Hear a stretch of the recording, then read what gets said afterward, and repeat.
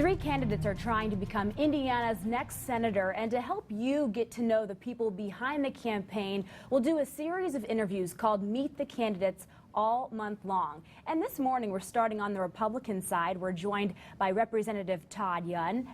Thank you so much for being here, Todd. Thank you, Gina, for having me. Well, first off, you're originally from Bloomington, you said. That's right. I live in Bloomington with my wife and 4 kids. And you tell me about your kids and your family life, just on a personal note. Sure. So my wife, Jenny, does a great job caring for my 4 young children, Abby, Ava, Anna, and Tucker, all under age 10.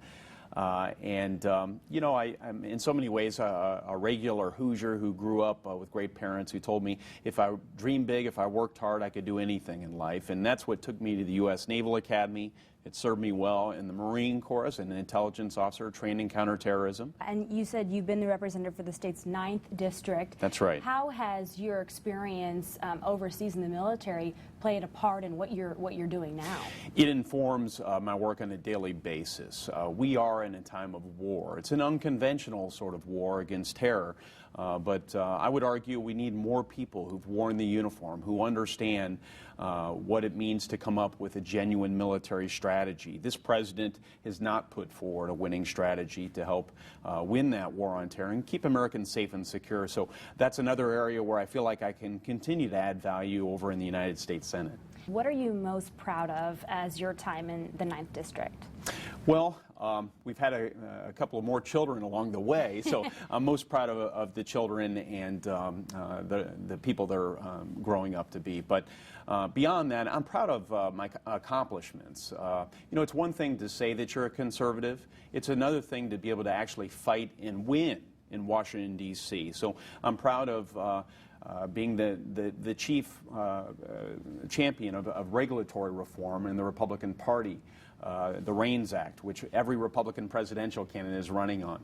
I'm proud of my efforts to come up with unique ways to finance higher education. I'm proud of my efforts to repeal a major provision of Obamacare. I'm proud of my efforts to change our welfare system so that churches and not-for-profits can help the poor and vulnerable and at risk as opposed to big government bureaucrats. So these are among the things I'm really proud of. I want to go to Washington and the U.S. Senate to actually get things done and not just talk a big game. What will be the first item on the agenda for you? Well, repealing Obamacare.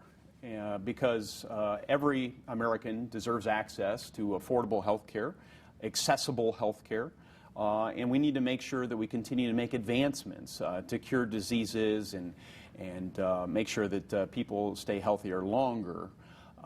It also impacts our economy and our economic growth. So jobs in the economy is the issue, along with national security, that I hear most from Hoosiers about, and health care costs are just killing our employers. And one of the reasons why we haven't seen more businesses started and expanding and more good-paying jobs aren't being created. So I want every Hoosier to have access to a quality education that turns into a good-paying job that ultimately leads to a meaningful career in places like Fort Wayne in Indiana.